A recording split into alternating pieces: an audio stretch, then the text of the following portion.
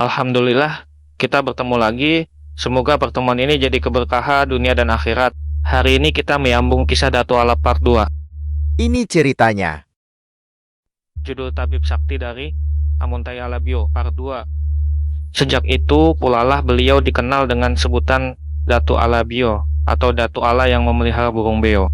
Selain masih bata tambaan atau menjadi tabib, Datu Ala juga mempunyai beberapa kesaktian seperti lari cepat, melompat jauh, dan pandai menghilang. Kesaktian ini akan beliau gunakan di saat genting atau terjepit oleh suatu keadaan. Jadi bukan untuk unjuk gigi atau mempertontonkan kesaktian. Pernah suatu hari, beliau kedatangan pasien yang mengidap penyakit paru-paru. Penyakit pasien ini sudah kronis, paru-parunya sudah berlubang-lubang sebesar lubang jarum. Jadi perlu penanganan segera.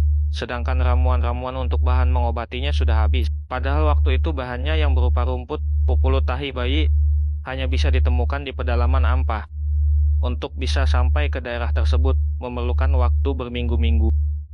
Supaya pasien secepatnya dapat disembuhkan, Datu pergi mencari rumput tersebut dengan menggunakan lari cepat.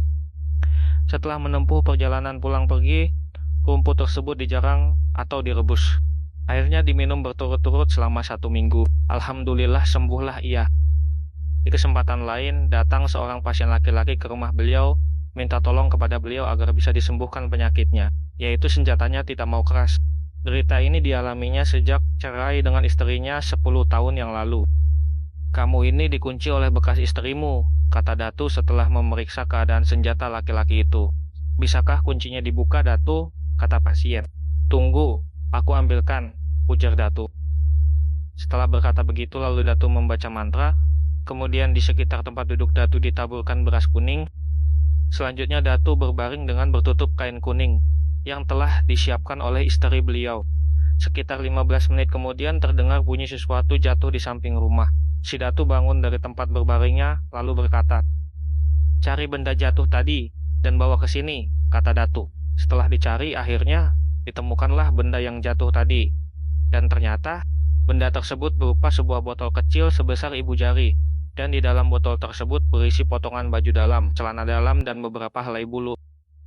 Dengan ditemukannya botol kecil dan beserta isinya itu, si pasien yang datang berobat mulai saat itu sembuh total dan dapat beristri lagi. Demikian sekelumit cerita mengenai Datu Alabio. Sedangkan benar atau tidaknya cerita ini, penilaiannya diserahkan kepada para pendengar.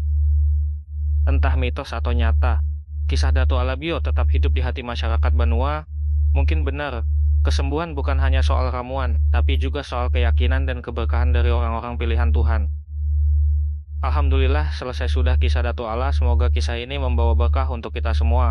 Jangan lupa share ke teman-teman agar kebaikan ini terus mengalir. Tamat.